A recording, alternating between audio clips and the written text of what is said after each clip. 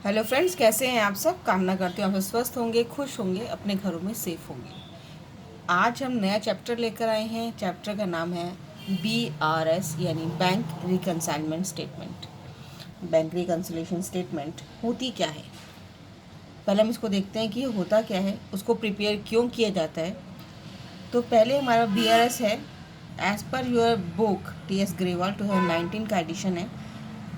Definition लिखिए, bank reconciliation statement is a statement. अभी ध्यान रखिएगा, बैंक नाम से पता लग रहा है it's not a account, is a statement. क्या है? एक स्टेटमेंट है, कोई ये अकाउंट नहीं है, आप ये याद रखिएगा। जस्ट अ स्टेटमेंट, ठीक है। Is a statement prepare to reconcile the bank balance. किसको रिकनसाइल कर रहा है? Reconcile the bank balance as per cash book. अब आप सबको पता है कैश बुक क्या होती है, हमने बता रखा है। Cash book, double column cash book बताया था, सिंगल कॉलम कैश बुक बताया था। जब हम डबल कॉलम कैश बुक बनाते हैं तो उसके अंदर बैंक की एंट्रीज आती हैं, राइट। तो कैश की और बैंक की एंट्रीज आती है। तो डबल कॉलम कैश बुक में जब हमारी बैंक की एंट्रीज आती हैं तो हम वो एंट्रीज करते हैं जो हमें चेक इशू हुए या चेक हमने किसी को दिए, हमें इंटरेस्ट मिला या हमें कोई डिस्काउंट मिला बैंक से, उनकी हम एंट्रीज करते थे बैंक से। तो with a balance as per bank statement, किससे बोलते हैं? बैंक स्टेटमेंट और पासबुक। अब हमें देखिए, हमारे पास जब भी हम अकाउंट खुलवाते हैं बैंक में तो हमारे पास एक पासबुक मिलती है या स्टेटमेंट, आजकल स्टेटमेंट दे रहे हैं लोग, बैंक स्टेटमेंट देता है। तो बैंक स्टेटमेंट और पासबुक सेम होती है। जब भी हम कोई भी चेक इशू करते हैं या डिपॉजिट करते हैं तो बैंक में एंट्री होती है, राइट। और हम अपनी कैश बुक में भी एंट्री करते हैं, बैंक की बुक में। अब कई बार ऐसा होता है कि उनमें कुछ कुछ डिफरेंस आ जाते हैं, कुछ कुछ डिफरेंस आ जाते हैं, उन्हीं को हम चेक करते हैं और उनको हम ठीक करते हैं। तो रिकंसाइल करते हैं, यानी बैंक का जो स्टेटमेंट का जो बैलेंस है, क्लोजिंग बैलेंस, और जो हमारा कैश का बैंक का जो बैंक की कैश बुक में, जो मैं बैंक के कॉलम की बात कर रही हूँ, तो कैश बुक में जो बैंक का कॉलम है उसका जो क्लोजिंग बैलेंस है हमारे पास सेम आना चाहिए। कई बार ये सेम नहीं होता है, तो हम एवरी मंथ हम इसको चेक करते हैं। और कुछ ऐसी ट्रांजेक्शन्स होती हैं जो हमें नहीं पता, बैंक ने कर दी। तो इस तरह की ऐसी ट्रांजेक्शन होती है, हमने कोई गलत एंट्री कर दी है बैंक में, तो कुछ ऐसी एंट्रीज होती हैं जो हम स्टेटमेंट बना के एंड ऑफ द मंथ उसको हम चेक करते हैं और उसको हम इक्वल करते हैं, बैंक को और कैश बुक को हम मिलान करते हैं, यानी हम उनको इक्वल करते हैं, ठीक है। उसके अंदर हमें प्लस कुछ करने पड़ते हैं, कुछ माइनस करने पड़ते हैं, वो हम अगले क्वेश्चंस में जब हम करेंगे तब बताएंगे।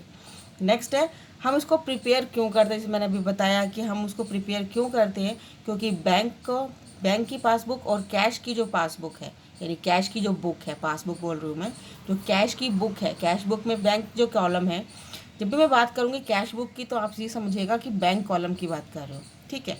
तो जो कैश बुक है मेरी और बैंक कॉलम जो है उसको, और मेरी जो बैंक की स्टेटमेंट है उसको हम इक्वल करते हैं, या कि जो क्लोजिंग बैलेंस है वो दोनों का सेम होना चाहिए, ठीक है।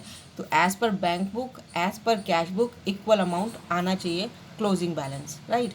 एवरी मंथ में करते हैं। आजकल जब से डिजिटल हो गया है बैंक, तो हम रोज़ भी कर लेते हैं, क्योंकि हमारे पास एंट्री आ जाती है, या हम इन जो नेट बैंकिंग है उसे चेक कर लेते हैं कि चेक डिपॉजिट किया वो क्लियर हो गया है नहीं हुआ है, या हमने जो चेक इशू की हुआ था वो हमारे बैंक से डेबिट हुआ है कि नहीं हुआ है। तो ये सब चीज़ें हम ऑनलाइन चेक कर लेते हैं। लेकिन जब डिजिटल नहीं था तो उस टाइम से हम एवरी मंथ जब हम स्टेटमेंट लेके आते थे बैंक से लास्ट मंथ में, तो हम जब वो रिकनसाइल करते थे, राइट। तो आजकल बहुत इजी हो गया है, तो हम रोज़ के रोज़ भी कर सकते हैं इसको, 10-15 मिनट लगते हैं, इसको रिकनसाइल कर लेते हैं। लेकिन जब मंथ की बात करते हैं तो थोड़ा टाइम ज़्यादा लगता है, राइट। नेक्स्ट है, अब ये डिफरेंसेस क्या होते हैं, जो मैं डिफरेंस बता रही हूँ कि भाई कुछ ऐसे डिफरेंसेस हो जाते हैं कि जिनसे कैश बुक का जो बैंक कॉलम है और जो पासबुक है वो मिलती नहीं है, कई ऐसे डिफरेंसेस हो जाते हैं। तो वो डिफरेंसेस क्या होते हैं देखते हैं। देखिए, रीज़न फॉर डिफरेंसेस, डिफरेंसेस क्या होते हैं? Difference due to timing, difference due to timing, timing की वजह से। जैसे आज हमारे पास समझ लीजिए 12 मई है, आज मेरे पास क्या है, 12 मई है। मैंने आज चेक को डिपॉजिट किया, आज मैंने चेक क्या किया, डिपॉजिट किया। तो मैं अपनी एंट्री क्या करूँगी बैंक में, मैं बैंक में एंट्री कर दूँगी, बैंक अकाउंट डेबिट कर दूँगी। कब करूँगी? On the 12th of May. मैं 12th ऑफ मे को एंट्री कर दूँगी बैंक में कि bank account debit to debtor, जो भी मेरे को जिस पार्टी ने मेरे को चेक दिया है। तो क्या ये 12th ऑफ मे को मेरे अकाउंट में, मेरे बैंक के अकाउंट में क्रेडिट होगा? इट्स डिपेंड्स कि वो चेक कब मैंने डिपॉजिट किया है। यानी अगर मैं उसको दिन में करती हूँ 12 बजे बाद या 1 बजे बाद, तो वो तो क्या हुआ, नेक्स्ट 13 या 14 मई को मेरे बैंक में आएगा। लेकिन मैंने एंट्री क्या कर दी 12th ऑफ मई को, लेकिन पैसा कब आ रहा है 14th मई को या 15th मई को या 13th मई को, यानी आफ्टर 12th। कई बार 12th में भी आ जाएगा, लेकिन बहुत बहुत 0.1 पॉसिबिलिटी होती है। अब ये तो चीज़ ठीक है कि मंथ के बीच में ये काम हो गया, लेकिन अगर यही चीज़ मैं इसको करती 31st of May, 31st of May को मैं डिपॉजिट करती चेक को, तो क्या ये चेक 31st ऑफ मई को आ जाता मेरे पास क्रेडिट होके? नहीं, ये मेरे पास या तो 1 जून को या 2 जून को, यानी नेक्स्ट मंथ आता। क्या आता? Next month. तो आज तो मैंने अपने 31st ऑफ मई को मैंने अपने बैंक में एंट्री कर दी, bank account debit to party या bank account debit to credit debtor. तो मैंने डेटर की एंट्री तो कर दी, लेकिन क्या ये एंट्री बैंक में क्रेडिट हुआ पैसा? बैंक में पैसा मेरे पास आया? नहीं। तो ये कुछ डिफरेंस हो गया कि मेरे पास यहाँ तो मैंने अपने बैंक को बढ़ा दिया, अपना पैसा बढ़ा दिया, लेकिन बैंक में तो बढ़ा नहीं। तो ये एक डिफरेंस हो गया। फर्स्ट कि मैंने चेक तो डिपॉजिट किया पर वो पैसा आया ही नहीं। सेकंड, चेक मैंने इशू तो किया लेकिन वो प्रेजेंट नहीं हुआ, यानी मैंने चेक 31st को किसी को दिया या मैंने 30th को दिया, आज मैंने पैसा अपने अकाउंट से डेबिट कर दिया। डेबिट मतलब पैसा मैंने निकाल लिया। यानी अगर मैं इशू करूँगी चेक तो क्या होगा, चेक इशू करूँगी तो क्या होगा, मेरे पास पार्टी अकाउंट डेबिट हो जाएगा और टू बैंक होगा, यही होगा। यानी मैंने आज तो कर दिया 31st ऑफ मई को, तो मैंने पार्टी को डेबिट कर दिया और बैंक को क्रेडिट कर दिया, मेरे पास से पैसा चला गया। लेकिन क्या पार्टी ने वो चेक उस दिन लगाया? कब लगाया? यानी वो जून में लगाती है, तो 31st ऑफ मई को मेरा ये अकाउंट भी मेरे यहाँ से तो माइनस हो गया, लेकिन मेरे बैंक में तो पैसा भी रखा हुआ है। तो कुछ ऐसे डिफरेंसेस होते हैं जो टाइमिंग के डिफरेंसेस होते हैं, यानी डेट के अकॉर्डिंग। 31st जैसे मंथ के एंड में हम हर रिकंसल हम मंथ के एंड में बनाते हैं, तो मंथ के एंड में ऐसा कुछ होता है कि भाई वो नेक्स्ट मंथ के लिए चला गया। तो ऐसे क्वेश्चंस इसी चीज़ को हम प्लस माइनस करते हैं कि भाई हमने डिपॉजिट तो किया लेकिन आया नहीं, तो हम उसको माइनस कर देंगे अपने, वो नेक्स्ट मंथ आएगा तो हम प्लस कर देंगे। आज जैसे हमने चेक इशू किया, हमने यहाँ माइनस तो कर दिया, लेकिन बैंक में चेक गया ही नहीं, यानी वहाँ से क्या डेबिट हुआ ही नहीं पैसा, तो पैसा जब निकला ही नहीं और मैंने यहाँ से अपने पैसे निकाल दिए, तो उसको हम वापस से प्लस कर देंगे। जैसे क्वेश्चन आएगा तो हम उसको बताएंगे। नेक्स्ट है transaction recorded by the bank. कुछ ऐसी ट्रांजेक्शन होती हैं जो बैंक रिकॉर्ड करता है। जैसे सेकंड है transaction recorded by the bank. Bank ने रिकॉर्ड किया लेकिन हमें पता ही नहीं। जैसे हमें बैंक इंटरेस्ट देता है, क्वार्टरली हाफ ईयरली इंटरेस्ट आता है, तो वो इंटरेस्ट तो आ गया लेकिन मुझे पता ही नहीं है कि मेरे बैंक में कितना इंटरेस्ट आया है।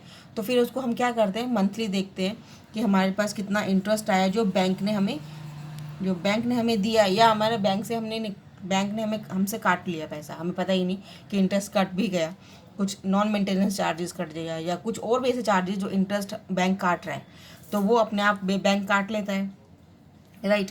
चेक कोई बाउंस हो गया, उसका भी पैसा कटेगा, हमें नहीं पता कितना पैसा कटा है, लेकिन हमें वो मंथ के एंड में पता लगेगा कितना चेक पैसा बैंक ने काट लिया है। कुछ बैंक चार्जेस हैं, इंटरेस्ट चार्ज है, जैसे मैंने बताया आपको इंटरेस्ट है, बैंक चार्जेस यानी डिसऑनर कुछ हो गया, या कुछ बैंक चार्जेस हैं, कोई चेक बुक इशू की है, इसलिए हम ट्रांजेक्शन को रिकॉर्ड किया है बैंक ने, लेकिन हमें पता ही नहीं है, तो हम क्या करते हैं मंथ के एंड में उसको देखते हैं और फिर उसको प्लस या माइनस जो हमें करना होता है हम वो करते हैं, ठीक है।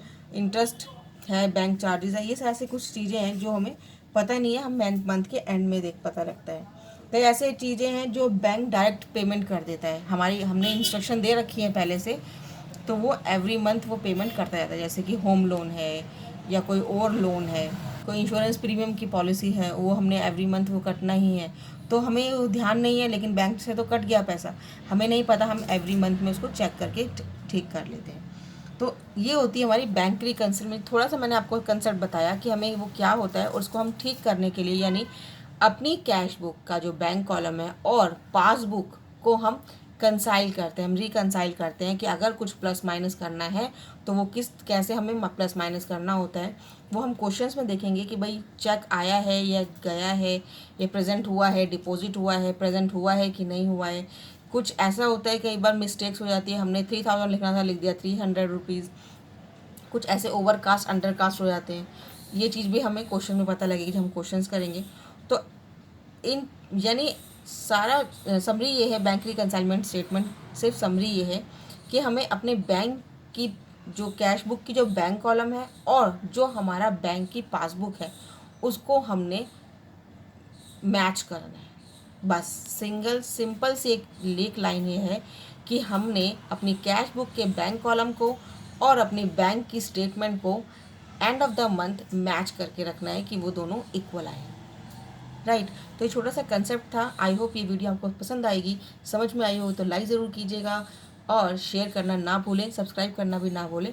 आज के लिए इतना ही, अगली वीडियो में हम क्वेश्चन के साथ मिलते हैं। तब तक के लिए goodbye, thanks for watching, have a nice day.